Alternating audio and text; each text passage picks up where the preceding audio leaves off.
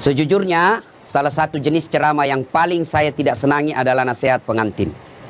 Saya paling tidak senang diundang ceramah nasihat perkawinan. Kenapa? Setiap saya melihat pengantin baru, rasanya saya mau pengantin lagi. Nah, ibu bapak, saudara-saudara sekalian, karena yang menikah ini adalah adik saya, adik ibu yang beda ibu, beda bapak. Andai saja saya tidak bersaudara hanya karena tidak dilahirkan oleh perut yang sama, tapi dalam prinsip-prinsip kehidupan persaudaraan, rasanya saya adik saya. Makanya saya datang di tempat ini.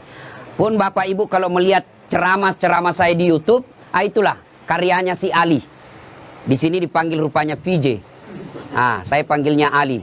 Ya, ibu bapak, saudara-saudara sekalian. Kesempatan ini saya ingin sampaikan beberapa nasihat. Bukan nasihat ustadz, tapi nasihat agama. Yang pertama, kedua mempelai. Menikah, luruskan niat. Umumnya anak muda menikah dia bayangkan tempat tidur. Kalau tempat tidur kau bayangkan untuk menikah, maka siap-siap kau kecewa. Kenapa? Nikmatnya itu hanya sementara. Begitu sebentarnya yang namanya tempat tidur, maka disebut bulan madu. Tidak dikatakan tahun madu. Karena sebentar saja. Maka Nabi katakan nikahilah seseorang karena 4 hal. Yang pertama, nikahi kalau dia laki-laki, Ali, nikahi dia karena kecantikannya. Ini penting cantik. Kenapa? Hampir 24 jam di depan kita. Baru bangun dia. Mau tidur dia lagi di depan kita. Mau makan ada lagi nih di depan kita. Pulang kantor dia lagi. Jadi kalau jelek, cepat kita bosan. Maka penting itu cantik. Ternyata cantik tidak boleh menjadi ukuran utama. Kenapa? Cantik ada batasnya. Bahkan zaman digitalisasi sekarang ini bisa jadi cantik di YouTube, cantik di Instagram, cantik di Facebook, ternyata aslinya hancur. Kenapa? Ada kamera 360. Putih mukanya, hitam lehernya. Cantik memang dia kalau di Facebook, tapi ketika diketemu aslinya jelek. Maka kecantikan ada batasnya. Oke lah, original kecantikannya. Sweet 17 kau cantik, 20 tahun kau cantik, 17 tahun kau cantik, tapi balik itu angka 17. 71 masih cantik, enggak lagi. Biar kau pakai dandanan apa, kalau sudah keriput hancur itu cantiknya. Ya, yang kedua kata Nabi, nikahilah dia karena keturunannya.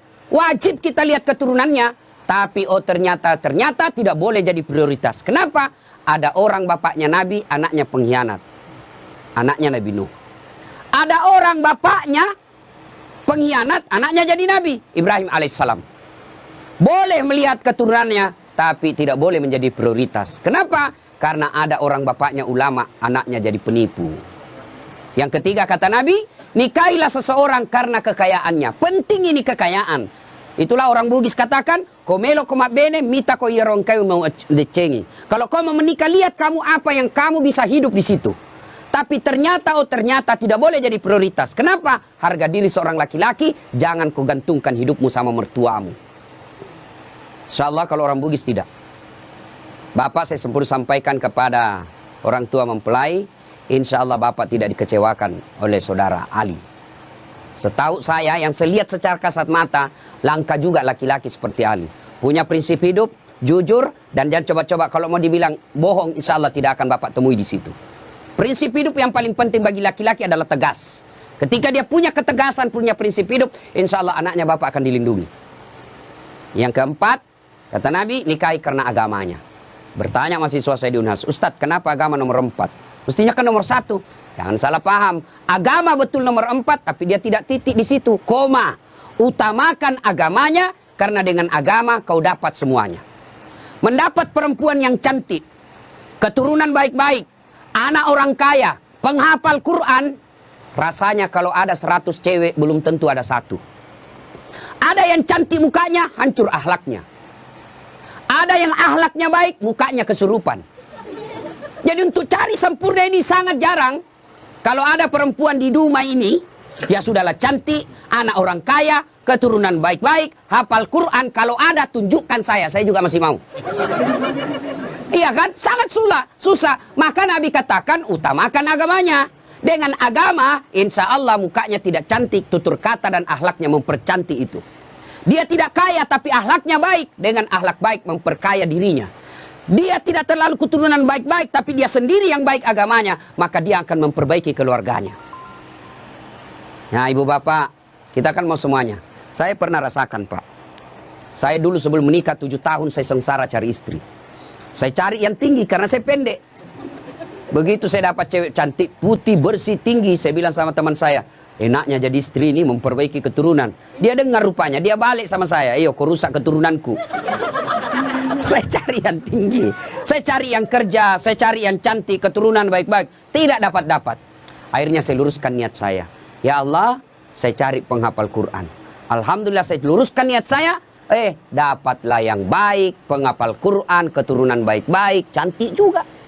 Bahkan saya waktu mau menikah, saya tidak pernah melihatnya, tidak pernah tahu, tidak pernah lihat fotonya. Hanya sekali saya ketemu ibunya, hari Ahad saya ketemu, Jumat saya pergi melamar. Begitu saya lamar, dia bilang ibunya, Alhamdulillah, memang saya ketika haji umroh, saya nasar siapapun yang lamar anakku kalau baik agamanya, saya terima. Dalam hatiku aman, masuk gigi 1. Aman. Alhamdulillah. Maka adik-adik ini yang masih jomblo-jomblo fisabilillah, kalau kau mau menikah jangan lihat cantiknya, jangan lihat keturunannya baik-baik, jangan lihat itu saja, tapi utamakan agamanya, karena dengan agama kau akan dapat semua-semuanya. Nih ya. Yang kedua, nasihat buat pengantin. Ya, nasihat buat pengantin. Besok-besok kalau kau mau bahagia, rumusnya adalah birrul walidain. Muliakan orang tua. Muliakan orang tua. Maka Dinda Ali, selesai kau nikah ini, nasihati istrimu baik-baik. Saya selesai nikah, saya bilang sama istri saya, boleh kau marah sama saya, boleh kau maki-maki saya, boleh kau hina saya, boleh kau lempar kepalaku, yang penting tidak kena. Satu yang tidak boleh, jangan kau pernah hina orang tuaku. Sampaikan itu. Ya, karena kadangkala ada suami durhaka sama orang tuanya, gara-gara istrinya yang tidak bisa menerima takdir orang tuanya. Tuh, camkan baik-baik. Tidak ada kebahagiaan dalam rumah tanggamu kalau orang tuamu kau hina. Tidak ada kebahagiaan dan berkah Allah dalam rumah tanggamu kalau orang tuamu kau tidak servis baik-baik. Tidak usah kau cari muka sama wali kota. Tidak usah kau cari muka sama keluargamu yang anggota DPR. Tidak usah kau cari muka sama keluargamu yang pejabat. Kau mau bahagia, muliakan orang tuamu. Maka prakteknya, datang orang tuanya Ali, PJ, maka berikan kalau ada rezeki, si Vina yang datang. Bu, Pak, ini ada duit 50.000. Allah tidak lihat nilainya. Allah tidak lihat banyaknya. Yang Allah lihat adalah niatmu untuk memuliakan orang tua. Orang tuanya Vina yang datang, Ali yang maju. Nah, Bu, ini. Jangan malah sembunyi-sembunyi. Datang orang tuanya Ali kasih mamanya. Ma, ini, mak jaga sila istriku. Sudah salah itu. Ya, maka muliakan orang tuamu. Insya Allah, ridallah fi ridal walidain, suktillah fi suktil walidain. Ridanya Allah tergantung ridanya kedua orang tua, murkanya Allah tergantung murkanya kedua orang tua. Ingat, ya. Buat Vina. Mungkin pernah baca kisahnya sahabat Nabi. Pergi suaminya perang. Dipesan sama suaminya, jangan pernah kau keluar rumah sebelum saya pulang dari perang. Pergi suaminya. Ternyata orang tuanya sakit. Datang tetangganya. Bu, kau datanglah lihat orang tuamu sakit itu ibumu. Suami saya pergi perang, dipesan tidak boleh pulang, tidak boleh keluar sebelum pulang. Sudah, datang lagi sakaratil maut, datang lagi panggil, Bu, kau pergi lihat orang tuamu sudah sakaratil maut. Suami saya belum pulang. Datang lagi ketika meninggal, kau datanglah terakhir kalinya, ibumu sudah meninggal. Mohon maaf, suami saya belum pulang. Marahlah utusan ini, lapor kepada Nabi. Ya Rasulullah, tetangga saya keterlaluan. Mulai sakit, sakaratil maut, sampai meninggal ibunya, dia tidak datang besuk orang tuanya. Kata Nabi, kurang ajar betul itu anak. Kenapa bisa begitu? Katanya dipesan sama suaminya yang lagi pergi perang, jangan keluar rumah sebelum pulang dari medan perang. Mendengar ini, apakah Nabi marah? Subhanallah, Nabi justru menjelaskan, Alhamdulillah diampuni dosa ibu yang meninggal, karena punya anak yang taat terhadap perintah suaminya. Ibu-ibu, prestasi ibu bukan jadi anggota DPR. Prestasi ibu bukan jadi pejabat. Prestasi ibu ada pada suami. Fungsi utama suami bukan cari nafkah. Fungsi utama suami bagi seorang istri mencari ridhanya. Kalau ridhanya suami kau dapat, kau akan gampang masuk pintu surga. Kan perempuan itu gampang sekali masuk surga. 4 saja syaratnya. 1, sholat. 2, puasa Ramadan. 3, jaga harga diri dan keluargamu. 4, patuhi perintah suamimu. Kalau ini 4 kau lakukan, kata Nabi, 7 pintu surga, tadkhulul jannati bisalam. Kau masuk pintu surga dari mana arah saja. Kan banyak orang sukses di kantor, hebat kerjanya, banyak duitnya, tapi nalantarkan kewajiban suaminya kepada suaminya, maka demi Allah, kata Nabi, jangankan masuk surga perempuan seperti itu, baunya surga kau tidak dapat. Maka Devina, mulai hari ini kewajibanmu memuliakan suamimu. Kemana orang tua? Orang tua ketika sudah bertentangan dengan perintah suami, maka lebih utama mengikuti perintah suami. Kenapa? Karena sudah diserahkan ijab kabul. Bapak tadi lihat itu ijab kabul, namanya penyerahan. Ibaratnya, nah Ali, ini mobil saya kasih kau. Silakan kau pakai sama mau. Tapi dengan catatan jangan langgar agama. Selama tidak melanggar agama, kau boleh apakan saja di mobil. Besok-besok ternyata mau diambil mobilnya, tidak boleh lagi. Kenapa? Sudah diserahkan. Kecuali si Ali yang kembalikan itu mobil kepada orang tuanya. Nah itu ya, lebih utama memuliakan suami. Tapi insya Allah tidak akan pernah terjadi misalnya Vina mau kali, saya mau pulang dulu tengok orang tua saya. Tidak mungkin, tidak usah kau pergi. Tidak mungkin. Tidak mungkin. Selama itu tidak bertentangan agama, insya Allah tidak akan diberatkan. Ibu bapak, saudara-saudara sekalian, ini banyak yang saya mau sampaikan tapi waktu yang terbatas ya. Ini nasihat buat pengantin. Sekarang nasihat buat kita ini yang datang. Satu, biasanya kalau ada acara pengantin begini, banyak yang pulang bawa dosa. Kenapa pulang bawa dosa? Datang mencela caranya orang. Sampai kue-kuenya pun dicela. Kayak basi. Padahal membungkus. Ini ibu-ibu Columbus. Tahu Columbus? Kelompok ibu-ibu pembungkus. Tidak boleh ibu bungkus itu makanan kalau ada seperti ini ya. Meskipun ibu saudara sama yang punya cara, besok kita lihat. Tidak boleh ibu. Biasa hilang piring, hilang sendok. Dia bawa dengan piring-piringnya. Itu haram itu ibu. Ibu sama bawa makanan haram ke rumah sama daging babi kau bawa untuk anakmu. Tidak boleh ngambil tanpa izin. Meskipun keluarga kita yang pengantin. Yang kedua, biasanya kalau ada pengantin, banyak yang ibu-ibu tidak sholat. Coba kita lihat besok. Gara-gara apa? Make up. Dia kira tembok mukanya coklat, biru, abu-abu, krem. Wah, Masya Allah. Apalagi penyebab ibu banyak tidak sholat. Gara-gara jilbab. Jilbab sakaratil maut. Coklat, biru, abu-abu, kuning. Dikasih miring lagi sedikit. Ada kayak pohon-pohon di belakangnya. La haula wala quwwata illa billah. Dia bilang suaminya, kau pergi sholat. Saya kasih habis duit saya 50 juta. Untuk umrah, kau pulang umrah tidak sholat. Apa kata istrinya? Kau sadar pak? Saya sadar, saya suruh kau sholat. Pergi sholat. Dia bilang istrinya, ini kau lihat jilbabku 2 jam dipakai ini. Jangan sampai ada seperti itu besok. Bagaimana pengantin mau berkah acaranya kalau lebih banyak tamunya tidak sholat daripada yang sholat. Yang ketiga, biasanya acara pengantin seperti besok banyak praktek mubasir. Ya, terutama air gelas. Terus saya lihat belum habis nyucuk lagi gelas yang lain. Ya, jangan habiskan dulu. Itu uang semua yang punya acara. Hanya 1 iris kau bisa makan telur. Jangan ambil yang banyak. Ambil 1 tusuk dia bisa makan sate. Dia ambil 3 tusuk. 2 tusuk jadi sisa. Itu mubasir. Uangnya orang sia-sia. Lebih kau nambah daripada kau ngambil banyak-banyak. Ada juga orang pengantin. Pergi pengantin itu kayak porsi mengamuk diambil. Besar betul. Tinggi betul piringnya. Tidak habis juga. Lebih kau nombor. Tidak ada yang suruh nombor Ustaz. Ya suruh sendiri. Saya biasa kalau sedikit aja dulu saya ambil. Ternyata enak. Baru saya bilang Ustaz tambah Ustaz. Mari. Coba. Jangan sampai kita buang-buang. Itu mubasir. Yang keempat. Biasanya kalau ada acara pengantin seperti ini, besok kita lihat, biasa banyak tersinggung pulang. Kenapa tersinggung pulang? Merasa tidak dilayani. Ya, jauh-jauh saya dari Pekanbaru, habis duit saya pesawat, sampai di sini tidak diurus dengan baik. Tidak mungkin yang punya acara melayani ibu sepenuh hati. Kenapa? Ya jamaahnya banyak, tamunya banyak, jadi kita ngerti aja. Sampai ada yang pulang ngambek, tidak mau lagi saya ke sana. Kenapa? Setengah mati saya jauh-jauh, pakai baju baru, tidak kena syuting.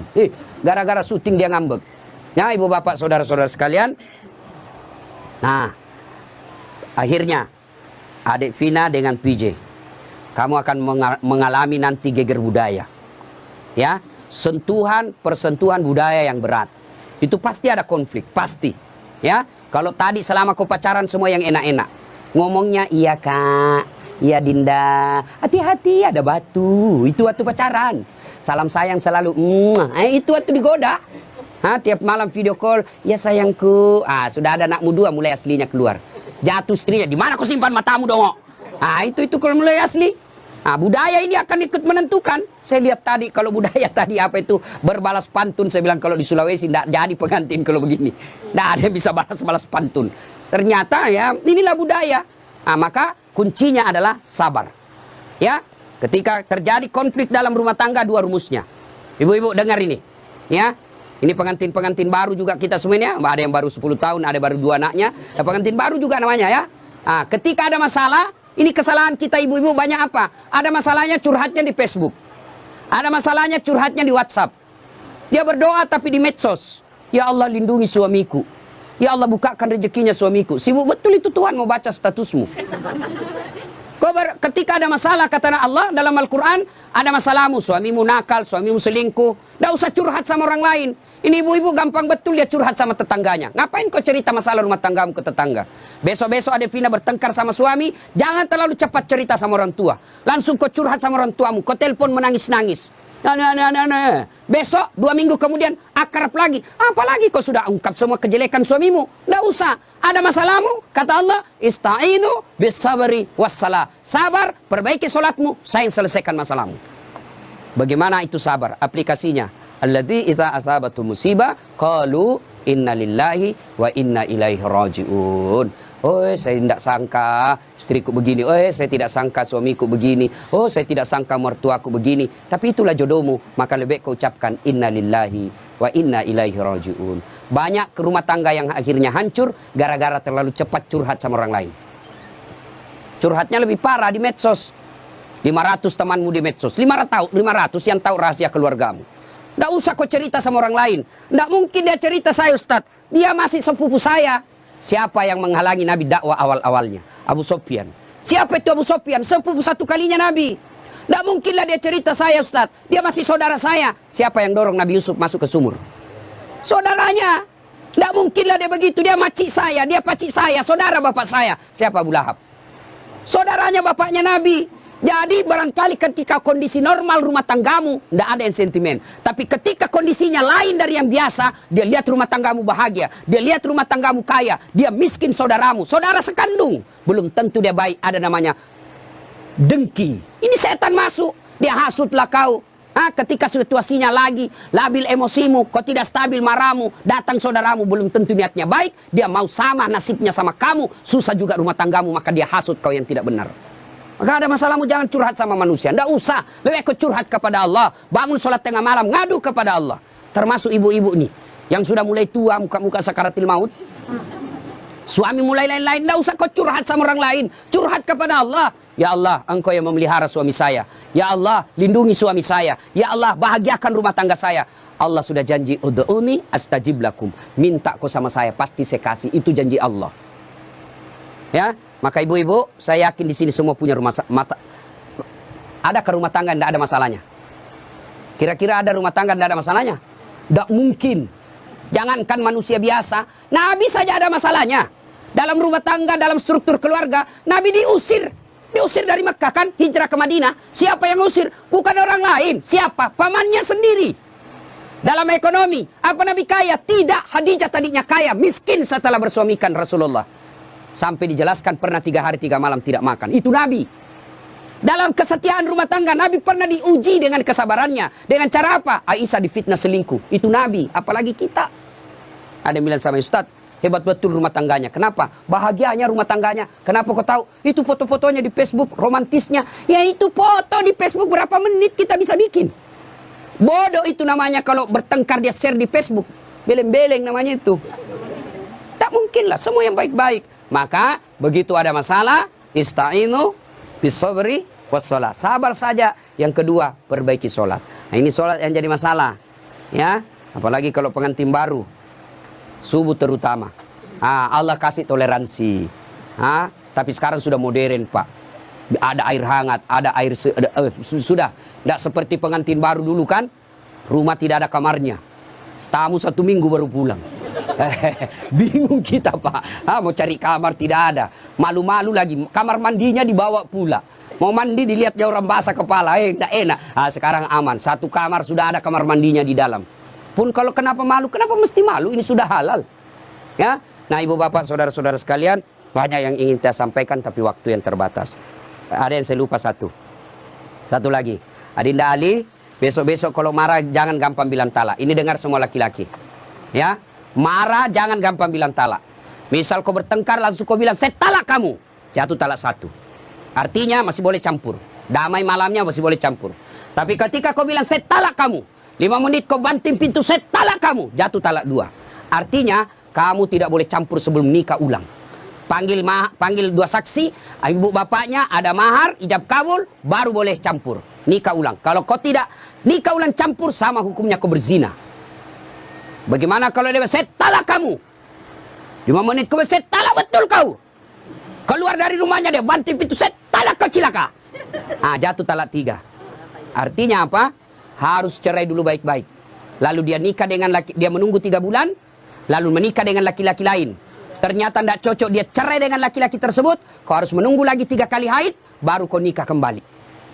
Hati-hati bilang talak. Bagaimana kalau perempuan bilang talak? Talaka, talaka, talaka, talaka, talaka, talaka. Biar sampai di atas pantatnya. Kenapa? Kenapa hak talak ada pada laki-laki, bukan sama perempuan, ya? Maka bapak ibu yang gampang-gampang, ibu bapak-bapak yang gampang marah, jangan kau gampang bilang talak. Marah bagaimanapun jangan bilang talak. Kalau dia bilang istrimu, antar, kasih kembali saya ke rumahku. Oke, saya kembalikan kau ke rumahmu, saya ikut ke mertuaku. Anda jangan masalah seperti itu, ya. Besok-besok Ali cari harta, jangan menghalalkan segala cara. Tapi insya Allah, saya tahu betul ini PJ atau Ali sangat disiplin dalam soal halal atau haram. Insya Allah. Demikian, mudah-mudahan ada manfaat. Sebelum kita akhiri, mari kita kirimkan suratul Fatihah kepada Rasulullah Muhammad SAW. Khasiat dan keutamannya kita ikhlaskan untuk kedua mempelai. Mudah-mudahan menjadi keluarga sakinah mawaddah warahmah, diperkumpulkan bukan cuma di dunia, tapi insya Allah sampai di akhirat kelak. La hadatina Mustafa Muhammad sallallahu